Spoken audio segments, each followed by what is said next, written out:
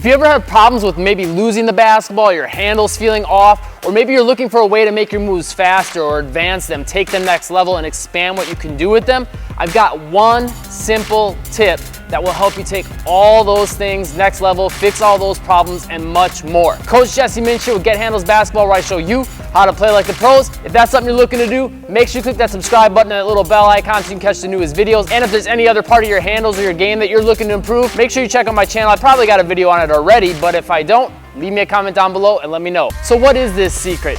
It's something that most players don't think about with their handles, but will allow you to really expand what you can do, give you much better control over every single thing you do with the basketball, and just make you feel like you have absolute mastery over the basketball, and it is hand placement. Later in the video, I'm going to give you some ways to take all your moves next level, really expand what you can do with them, find ways to variate them and take them next level, and also ways to make your moves quicker. But before we get into that, got to make sure we're talking about, how your hand positioning should be for all your basic moves, so you can make sure that you have the most control possible over the moves and you have an understanding of how to direct the basketball where it needs to go.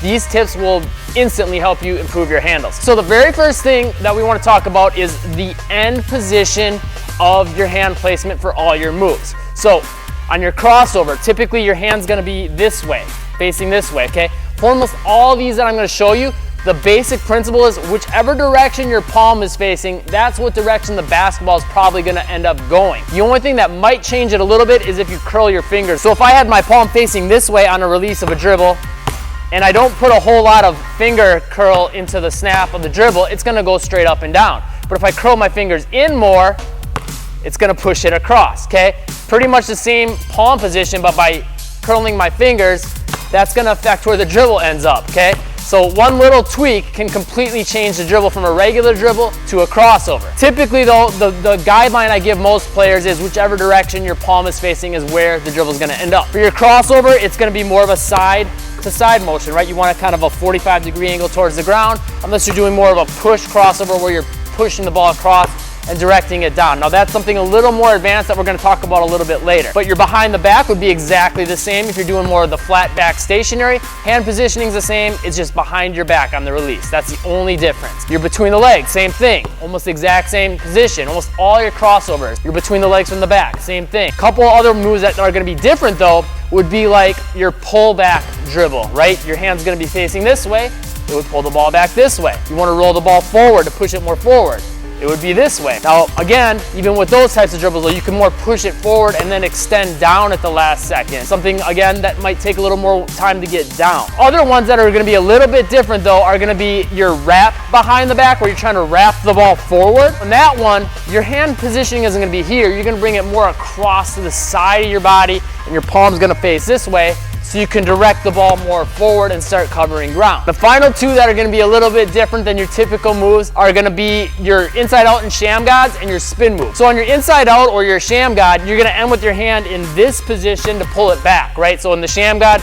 it would pull it back like this. Same thing on the inside out. That ending hand position is going to be the same. Facing this way, ball goes that way. And then finally, your spin move. The thing you want to pay attention to with your spin move that I always tell players, you typically want to start it with your hand in front of the basketball, okay? So then you can pull it back quickly. Now that we got all the basics covered as far as your hand positioning for the release of all your basic dribble moves, let's talk a little bit more about how we can expand these, take them next level, and make them quicker. To make all your moves faster, all you're gonna do is focus on the end hand position and try to start the dribble in that motion. So kind of like with the spin move, I told you to start with your hand here because you're gonna end up going into that position to pull the ball back, right? Any of your moves that can be applied to, right? Your crossover, if you start with your hand in this position, it's gonna make it a little bit harder to go into the crossover because you have to do that extra motion. If you wanna make your crossover quicker, start with your hand on the outside of the basketball. Same with your between the legs, right?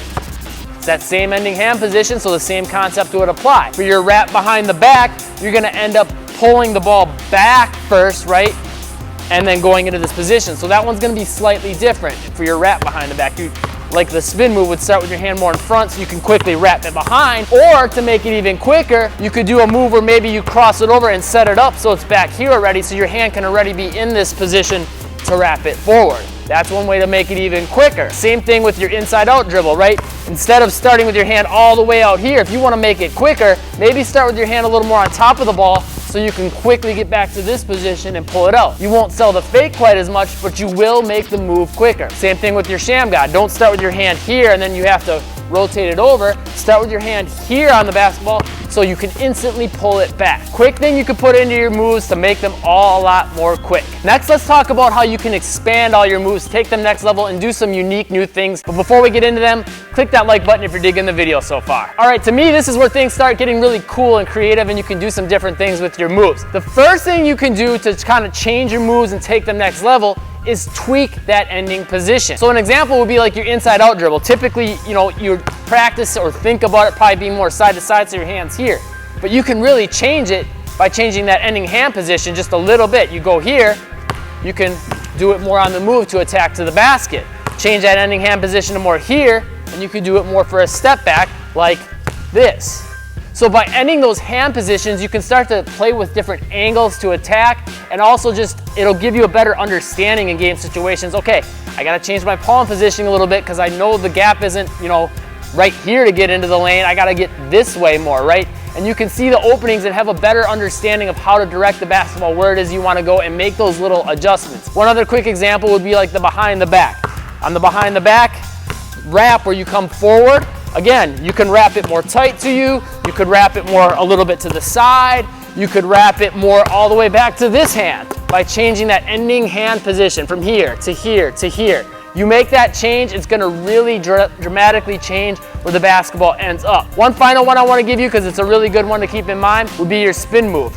With your spin move, your end hand position, if I pull it back and I have my hand position here, I can push it more forward to cover more ground if I see a bunch of open court here. But if there's a bunch of defenders around, I'm probably gonna wanna keep it tighter to me, right? So my end hand position, I would keep my hand more on top of the basketball and push it more straight down, and then switch hands. As much as these little tweaks can really change your moves, if you put it into the mix with the next thing I'm gonna give you, you're gonna be really deadly off the dribble and give yourself a ton more options. Final thing to be more reactional in game situations and just take all your moves next level, give them a new twist, is to change your starting hand position. It might make the move a little slower, but it opens up other options as far as being able to maneuver the basketball between defenders, sell an extra fake within a dribble move that maybe wasn't normally there, and all kinds of things like that. So a quick example would be a move I actually came up with where you start with your hand position here, like in the sham god position or the end of the inside out position, but you would start there. From there, you could pull the ball back and then go into a crossover motion, allowing you to sell a fake out this way before going into the crossover, giving you a different option from this starting hand position that people aren't gonna see coming.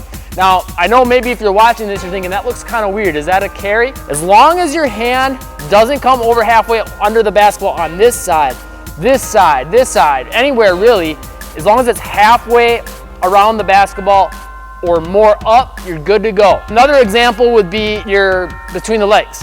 Same thing, you could start here and then go into it, right? You could start with your hand position more in front and then direct it back and then to the side. Another example would be you could start with your hand maybe more behind the basketball from a pullback, and then your hand comes from here across and then back out into an inside out motion. Adding these little details into the mix can allow you to really take all your moves next level, give you different options, and allow you to come up with different combos, right? Being able to come from that pullback to go into that inside out is maybe something you're not thinking about or practicing, but by thinking about your moves and combos in terms of hand position can allow you to start to expand what you can do off the dribble. With this, just keep in mind all those ending hand positions we talked about earlier, and just think about all the different ways you could face your palm and curl your fingers on the end position and say, what if I put a different beginning hand position in with that move than I typically do?